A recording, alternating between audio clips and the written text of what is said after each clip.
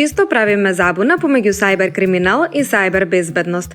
Разликата помеѓу овие две сајбер закани е во мотивот, намерата, употребените средства, целта, обемот, последиците, како и страните вклучени во спречувањето и ублажувањето на заканите.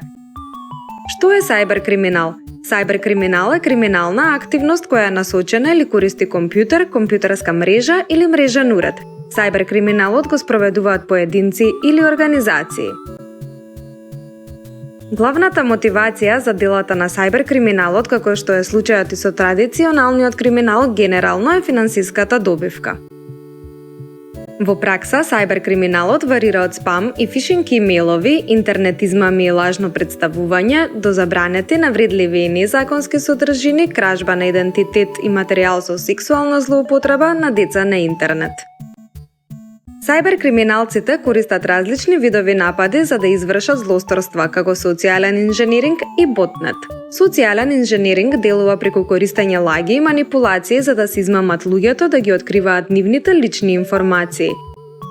Додека пак ботнет се мрежи од компрометирани компјутери кои се контролираат однадвор од далечински хакери. Она што ботнет бара да го направи е да го додаде вашиот компјутер, телефон или таблет на нивната мрежа преку преземање на погонот или ве залажува да инсталирате тројански конј.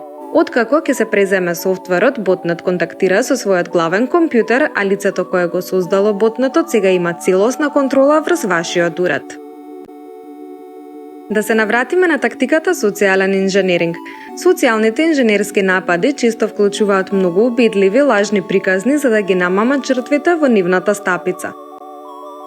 Нападите на социјалниот инженеринг вклучуваат испраќање e-пошта која е поврзана со лажна веб страница и во која се тврди дека имате проблем со вашата сметка. Внесените информации за сметката на страницата се испраќаат директно до сајбер криминалецот.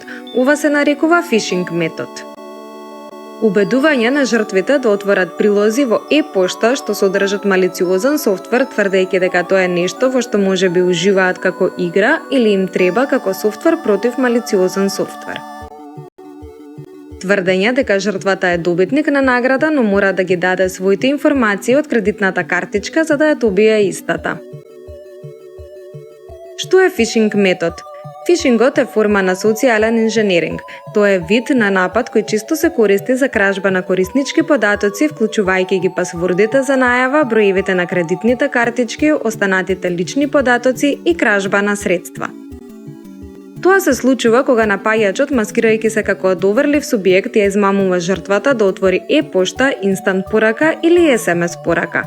Примателот е измамен да кликне на злонамерен линк или документ во прилог што може да доведе до инсталација на малициозен софтвер, замрзнување на системот како дел од напад со ransomware или откривање на чувствителни информации.